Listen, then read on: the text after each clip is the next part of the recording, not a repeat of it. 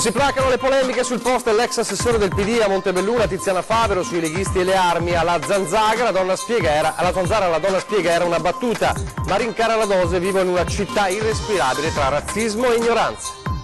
Incidente questa mattina a Castelfranco, vittima una studentessa di 15 anni investita da un'auto e ricoverata in gravissime condizioni. Terminata nella tarda serata di ieri l'autopsia sul primo dei fratelli Rigon trovati morti nella loro casa all'Arcella. Sul corpo di Pier Matteo 20 ferite concentrate su collo e gambe. Rinviata a giudizio a Treviso una professoressa accusata di aver preso di mira una sua studentessa arrivando a seguirla e pedinarla. È ufficiale, il 12 marzo a Longarone la visita del capo dello Stato Sergio Mattarella, dall'omaggio alle vittime del Vajont alla commemorazione del disastro del maltempo che ha messo in ginocchio la montagna tra ottobre e novembre. Vittoria scaccia contenziosi per la pedemontana veneta, il TAR dichiara inammissibili 2 ricorsi contro l'opera, esulta la Regione, il commissario Corsini certificata la correttezza dell'operazione. Poco più di un mese dall'agguato a Roma il videomessaggio del primo giorno di riabilitazione in vasca per il nuotatore di Morgano rimasto paralizzato alle gambe. Telespettatori di Antena 3, buongiorno e ben trovati. La prima edizione dei nostri telegiornali è in primo piano la politica con le reazioni scatenate già ieri sera dal post dell'ex assessore del PD del comune di Montebelluna Tiziana Favero relative alla legittima difesa. Abbiamo mostrato ieri il post incriminato, vi sparo a vista, moltissime le reazioni già nelle scorse ore e poi in serata Favero è stata intercettata, è stata intervistata al telefono dalla trasmissione di Radio 24 La Zanzara e qui ha prima spiegato che si trattava di una battuta come aveva fatto anche in un post successivo, poi però ha rincarato la dose, sentiamo.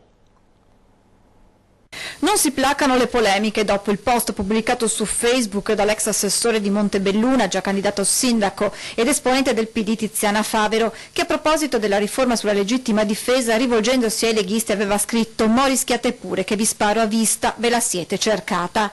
Post oscurato dalla stessa Favero qualche ora più tardi, è lei stessa, raggiunta dalla trasmissione di Radio 24 La Zanzara, a spiegare il perché. Perché l'ha cancellata allora? Se era una battuta non l'ho cancellata, l'ho oscurata perché mi arrivavano 3.000 richieste di amicizia, non capivo perché, ho capito che erano tutti i leghisti che volevano venire da me per rompermi l'ho tolta per non avere noie. Spiega che la sua altro non era che una critica ironica alla legittima difesa. Adesso tutti si stanno scatenando per questa frase che io ho scritto, come dire, bene leghisti del perché tanto lo sanno, cioè io non ho mai fatto mistero che non amo i leghisti. Vabbè, però leghisti del lei perché lei pensa che tutti i leghisti siano leghisti del non ho capito. Cioè che tutti i leghisti non siano... mi interessa quello che siano, quello che sono, insomma, per me sono... Sì, esattamente. E quindi basta, tutto qua. Io ho scritto, ma era una battuta. Io non sono una che si perde a scrivere sulle bacheche o che guarda queste cose. Io l'ho scritta. Cioè, secondo lei, scusi, facendo una battuta ironica. Sulla mia bacheca posso scrivere quello che voglio, aggiunge poi Tiziana Favero, che alla domanda sul perché non sopporti i leghisti risponde così. Io vivo in Veneto. Sì. Ok, a Montebelluna, in provincia di Treviso, dove i leghisti sono praticamente al 90% degli elettori. Addirittura. E l'aria, cioè, per me l'aria è irrespirabile vivere qui tra razzismo, insomma, una certa ignoranza anche molto, molto grassa, poi quando dici queste cose qua li offendi. Intanto subito dopo il post tante le reazioni degli esponenti del Carroccia, a partire dal leader e viceministro Matteo Salvini che sui social aveva scritto «I democratici stanno a sinistra e Salvini semina odio, amici, vuol dire che siamo sulla strada giusta». Il deputato leghista Dimitri Coin su Facebook, riportando il post sotto accusa, commentava «Questa signora è un esempio dell'educazione della sinistra, minacciano i leghisti, noi le inviamo un educato bacione». Dura anche la reazione di Silvia Rizzotto, capogruppo in regione della lista Zaia presidente. «Non ci sono parole», dice, «se non la vergogna per questo post. Nessuno, men che meno una persona che ha già calcato le sedi istituzionali, dovrebbe mai permettersi di minacciare con certi termini gli avversari politici».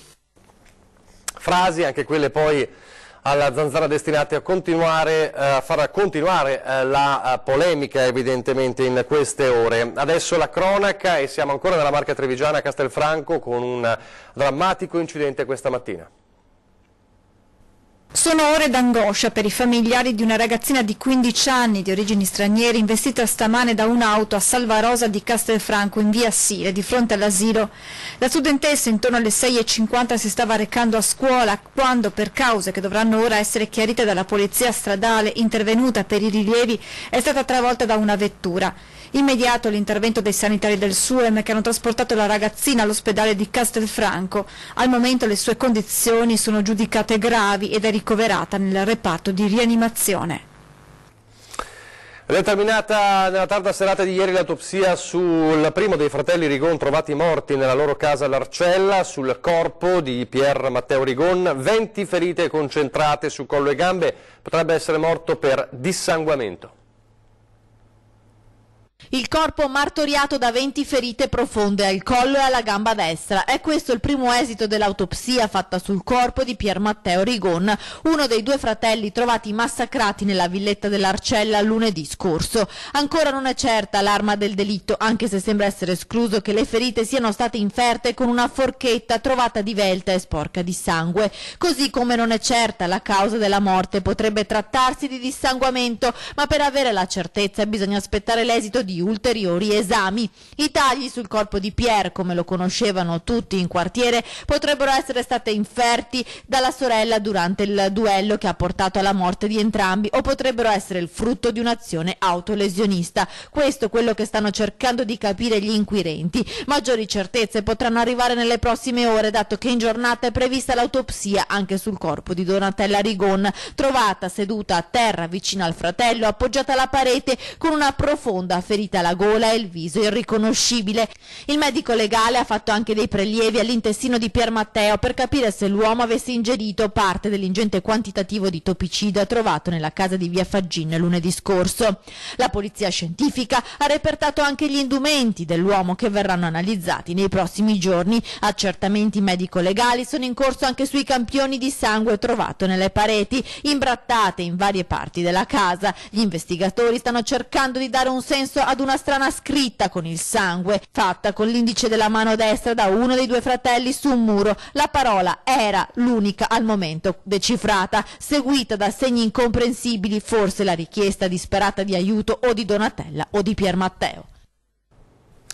Adesso a Spinea, dove mercoledì sera c'è stata una maxi rissa in piazza durante la festa patronale, un scontro tra due fazioni distinte, e ad avere la peggio due ragazzi originari del Bangladesh che sono rimasti a terra, soccorsi poi dal personale medico per traumi e fratture guaribili in qualche decina di giorni. Pare che a scatenare questa zuffa tra gruppi di giovani di estrazione sociale diversa, divisi tra autoctoni, chiamiamoli così, e foresti, sia stato scaturito da uno sguardo di troppo. Ancora è da capire esattamente la motivazione. Non ci sarebbero motivazioni razziali.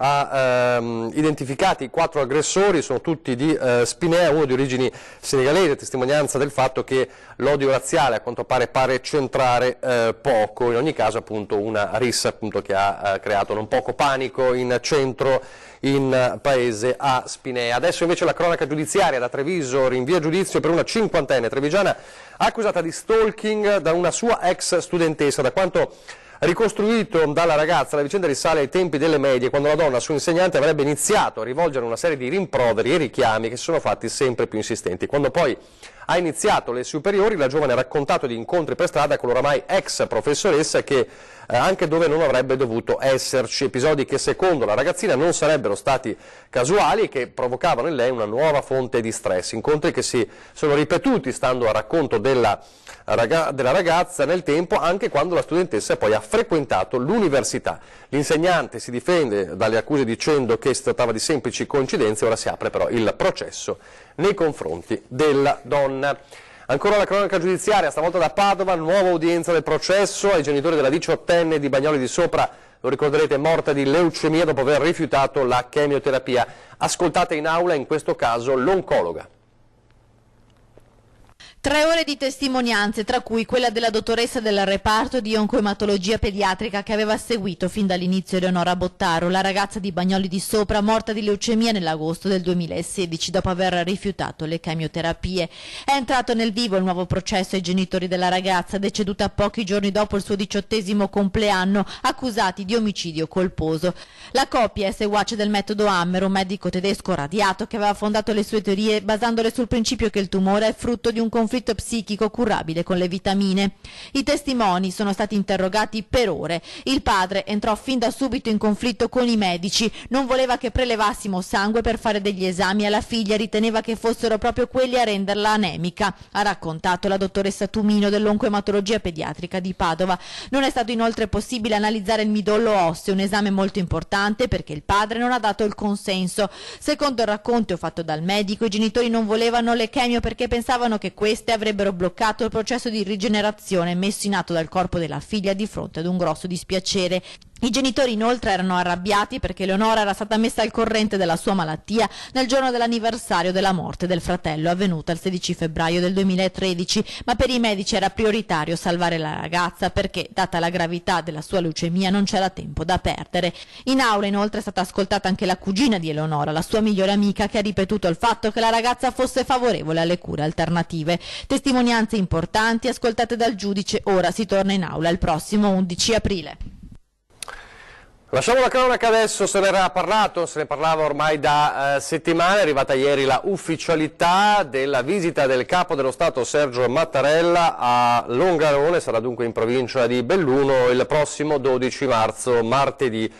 2 le cerimonie alle quali parteciperà alle 10:30 a Longarone, la deposizione di una corona presso il cimitero monumentale delle vittime del Vajont, poi alle 12 a Belluno nel Teatro Comunale una cerimonia commemorativa di quanto accaduto invece con il disastro maltempo di ottobre e novembre del 2018 e quindi il disastro che ha messo in ginocchio la montagna bellunese. Quindi la visita del Capo dello Stato prevista per martedì a partire dalle 10:30. Adesso invece da Roma un videomessaggio importante che ha fatto piacere a tutti quelli che hanno seguito e stanno seguendo la vicenda di Manuel Bortuzzo, il lottatore trevigiano di Morgano che è stato colpito poco più di un mese fa da quello sparo, l'agguato a Roma, l'incredibile vicenda. Ebbene, ieri il primo giorno di riabilitazione in vasca. Vediamo allora il suo messaggio.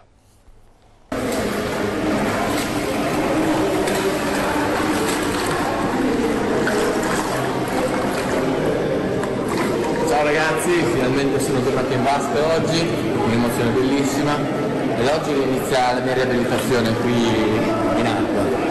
Un saluto a tutti e ci vediamo presto. Queste le belle immagini e le belle parole di Manuel Bortuzzo. Adesso la Pedemontana Veneta con il TAR che ha dichiarato inammissibili 2 ricorsi contro la Regione. Il rischio contenzioso in Italia è un fattore sempre presente nella patologia degli appalti pubblici. Siamo contenti perché abbiamo detto sin dall'inizio che stiamo facendo bene e adesso il primo grado del TAR ce lo conferma in maniera molto chiara, netta, esaustiva, completa. La soddisfazione del commissario regionale per la Pedemontana, nonché vice avvocato generale dello Stato Marco Corsini, rimbalza da Venezia a Roma, dove il governatore Luca Zaia è impegnato sul fronte autonomia ma fa in tempo a commentare. Il TAR riconosce la pulizia e correttezza assoluta dei procedimenti che abbiamo adottato. Sul piatto c'è una sentenza di peso, quella con la quale il Tribunale amministrativo ha dichiarato inammissibili 2 ricorsi contro la Regione sulla Pedemontana, proposti da Salini in Pregilo, con intervento ad adiuvandum di Codacons e di alcuni privati. La sentenza dice quello che noi abbiamo sostenuto sin dall'inizio, e cioè che l'intervento della Regione per rimettere in pista la finanza di progetto per la Pedemontana Veneta era corretto, giusto e virtuoso,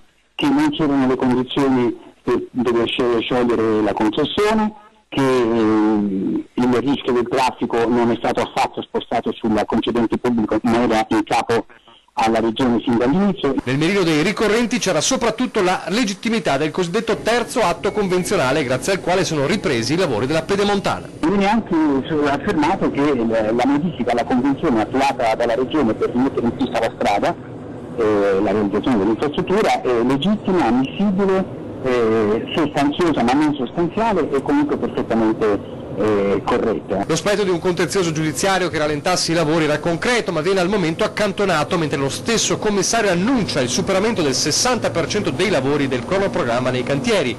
Il cruccio però resta sul paradosso dei famigerati software dei pedaggi che stanno bloccando da mesi l'apertura del primo tratto, quello vicentino. Un accordo tra privati, il concessionario e il sistema informativo AISCAT che ancora manca, laddove non arrivano i ricorsi e la burocrazia a frenare per ora l'opera. È una questione tra privati che stanno trattando. Per quanto ci riguarda il tratto di strada è pronto, agibile e attende solo di essere percorso per dimostrare a tutti quanti che i lavori stanno procedendo bene. Ci piacerebbe aprirlo al traffico per dimostrarlo coram populo contro tutti gli scetticismi, però non dipende da noi. La parte che dovevamo fare noi, cioè di far fare i lavori per bene secondo i tempi, la parte che dipendeva da noi è fatta. In Veneto, come in tutte le altre regioni d'Italia, anche in Veneto non ci sono gli anticorpi contro le infiltrazioni della criminalità organizzata. Le parole ieri sera a 20:10 di Alessandro Naccarato, esponente del Partito Democratico che più volte da parlamentare si è occupato di mafia. Sentite. L'autorità giudiziaria e le forze di polizia possono fare bene il contrasto, cioè intervengono quando il fenomeno c'è già perché combattono reati. Manca l'altro pezzo. L'altro pezzo è quello che riguarda la nostra società. Quando si fa riferimento agli anticorpi io non ho mai creduto e sono sempre più convinto non ci sono gli anticorpi per questo tipo di fenomeni. Non ci sono in Italia meridionale, non ci sono nel resto del paese, neanche in Veneto, lo dimostrano le indagini sull'Emilia Romagna, sulla Lombardia. Era un'illusione quella degli anticorpi, era anche un modo per allontanare, far finta che il fenomeno non ci fosse. Tutte le indagini dimostrano che gli anticorpi non ci sono. Siccome la funzione fondamentale di queste organizzazioni è quella di arricchirsi e coinvolgere le persone non più o non solo con la violenza, ma proponendo servizi e affari, in Veneto ha trovato molte persone disponibili a fare affari con questi signori e l'hanno fatto per il profitto personale, per arricchirsi, quindi altro che anticorpi. Ha trovato un terreno fertile. Si sono arricchiti? Alcuni sì, sicuramente, a scapito della collettività, alcuni si sono arricchiti. E guardi, c'è un dato che dovrebbe, diciamo così, allarmare, vale per tutte le regioni del centro-nord, dove è molto diffusa l'illegalità fiscale, l'evasione e l'elusione, le mafie fanno meno fatica a insediarsi. Perché sanno che c'è un terreno di contatto con un reato purtroppo molto diffuso, che appunto è l'infedeltà fiscale. Fa comodo. Fa molto comodo, vuol dire che c'è un atteggiamento, diciamo così, che antepone la ricchezza personale all'interesse generale, all'interesse collettivo e quindi riescono a trovare degli interlocutori interessati. Pochi istanti di pubblicità, torniamo subito.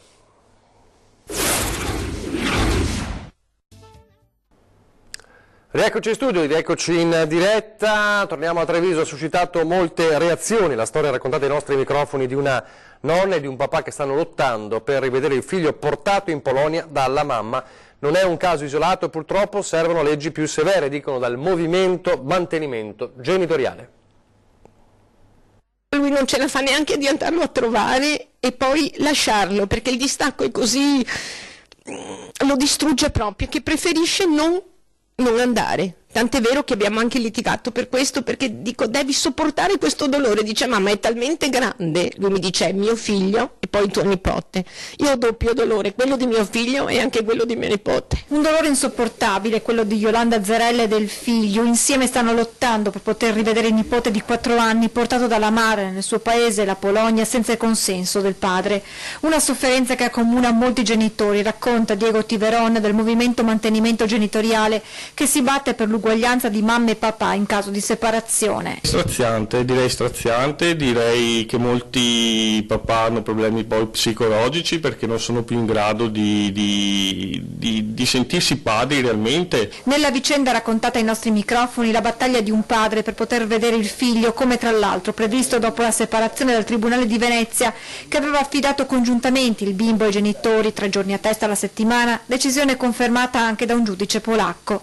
Ma dallo scorso 20 aprile il papà può vederlo solo in Polonia, dove lo ha portato a vivere la madre. Ci sono matrimoni misti adesso, ma fate qualcosa per questi bambini. è importante. Anche per il movimento Mantenimento Genitoriale, che sostiene il decreto Pillon, che regola le norme in materia di affido condiviso, mantenimento diretto e garanzia di bigenitorialità, è importante che il legislatore intervenga nell'interesse soprattutto dei bambini. Sono sì convinto che la mediazione e l'accordo tra i genitori sia fondamentale, però nel caso non c'è, è giusto che ci sia una legge severa che sanzioni chi dei due genitori commette il reato. Un genitore, che sia la mamma o il papà, perché succede in tutti e entrambi i casi, che porta via il bambino all'altro genitore, nuoce sì al genitore stesso, però è il bambino che ne soffre. Adesso parliamo di ambiente, andiamo a Venezia, interramento e mancato ricambio d'acqua in laguna. Dall'Europa potrebbero presto arrivare 8 milioni di euro per liberare 22 archi del Ponte della Libertà. Il canale delle rotte si sta interrando e nell'Osellino non entra più nessuno. Grosse quantità di ostriche ostruiscono alcuni archi sotto il Ponte della Libertà, perdita di fondale anche al canale di San Secondo, interramento e ricambio delle acque a San Giuliano, dove la secca eccezionale della settimana scorsa faceva segnare appena 20 centimetri d'acqua, rappresentano problemi da risolvere il prima possibile. Quello che è stato fatto è utile, però insufficiente, bisogna scavare più archi e collegarli con delle scomezzere al canale Vittorio Emanuele, al canale di Campalto e al canale di Tessera, in modo che la marea stessa e il vento di Bora pulisca questa zona di San Giuliano. Questo è già stato inserito nel progetto che abbiamo presentato alla Comunità Europea, che ha già superato la prima fase, e a maggio-giugno avremo i risultati se siamo ammessi o no al finanziamento di 8 milioni che ci permetterebbe di liberare 22 varchi dei primi 500 metri del ponte. Il progetto del provveditorato interregionale alle opere pubbliche, sostenuto tra gli altri dal Comune, si chiama Life Retide. Alcuni lavori di scavo degli archi sono stati già realizzati dal provveditorato, dalle Ferrovie dello Stato, interventi ai quali se ne devono però aggiungere altri prima che sparisca il fondale. Ed ora la gara di solidarietà per il piccolo Joe a Piazzola sul Brenta. Cresce l'ammontare delle donazioni, ma serve ancora l'aiuto di tutti. La campagna a sostegno del piccolo Giovanni, affetto da una malattia rarissima che impedisce la crescita della sua gamba destra, è anche sui nostri siti internet. L'intervento chirurgico grazie al quale il nostro Gio potrà stare meglio e camminare, giocare come i suoi coetanei, è possibile solo in uno dei pochi centri specializzati al mondo, negli Stati Uniti, ma è molto costoso. Servono circa 400.000 euro. Il gruppo Media Nord-Est, con tutte le sue emittenti, sostiene e promuove la campagna di raccolta fondi per aiutare il piccolo Giovanni e la sua famiglia. Oggi siamo a quota 162.000 euro e per le donazioni trovate l'IBAN del conto corrente intestato a Erika Molinarolo, la mamma coraggio del piccolo Gio, nei nostri siti. Nella grafica potete vedere le coordinate bancarie e la causale dovrà essere "Diamo il meglio a Giovanni". Dei telespettatori ci hanno segnalato che alcuni bonifici sono tornati indietro. Vi chiediamo di verificare bene l'IBAN da utilizzare consultando proprio la finestra dedicata alla campagna per Gio presente nei nostri siti internet. Quindi sui siti internet, Antena 3, Rete Veneta e Telenord Est trovate i riferimenti per l'IBAN. Prima di parlare della programmazione, una notizia di spettacolo, perché la Biennale a Cinema, il CDA della Biennale Cinema ha annunciato quale sarà a chi verrà consegnato il Leone d'Oro alla carriera quest'anno, nella prossima mostra del cinema che sarà tra il 28 agosto e il 7 settembre, verrà consegnato a Julie Andrews, leggendaria attrice americana che si rivelò negli anni 60 con Mary Poppins e poi nota anche per Tutti insieme appassionatamente, per Victor Victoria negli anni, a seguire moglie di un altro regista molto importante come Blake Edwards. Quindi a Julie Andrews il Leone d'Oro alla carriera. Adesso invece parliamo della programmazione. Prima di parlare della programmazione di oggi, uno sguardo a quello che accadrà domani sera e domenica sera, perché ci sarà un weekend davvero speciale su Antena 3. Domani sera alle 21:15 Sport, proporremo per intero la sfida che è valsa la vittoria della Coppa Italia di Lega 2 alla Treviso Basket, il primo storico successo dopo la rinascita del basket a Treviso. Poi invece a grande richiesta è considerato anche il successo della diretta che abbiamo seguito martedì con il Martedì Grasso da Conegliano. Domenica sera alle 21:15 trasmetteremo nuovamente la sfilata dei carri di Conegliano, dei carri di Carnevale di Marca. Quindi sabato sera lo sport con la partita e la vittoria del basket Treviso Basket per la Coppa Italia, e poi invece domenica sera, sempre in prima serata, i carri di Conegliano. Vediamo invece quello che accadrà oggi a partire da subito, da ore 13. Parleremo in diretta fra pochissimo della possibilità di tassare le prostitute e di riaprire le case chiuse. In studio ci sono Roberto Ciambetti, Presidente del Consiglio regionale del Veneto, Etta Andreila del Partito Democratico di Padova e Gaia Borgato dell'Associazione Mimosa di Padova. Questa sera a 20:10, ovviamente una puntata dedicata all'8 marzo, ma spazieremo su più tematiche, lo faremo però con due donne, cioè con l'onorevole Angela Colmellere della Lega, anche sindaco di Miane, e con Rossella Cendron del Partito Democratico, sindaco di Silea. È davvero tutto, vi lascio alle previsioni del tempo, grazie per averci seguito, arrivederci.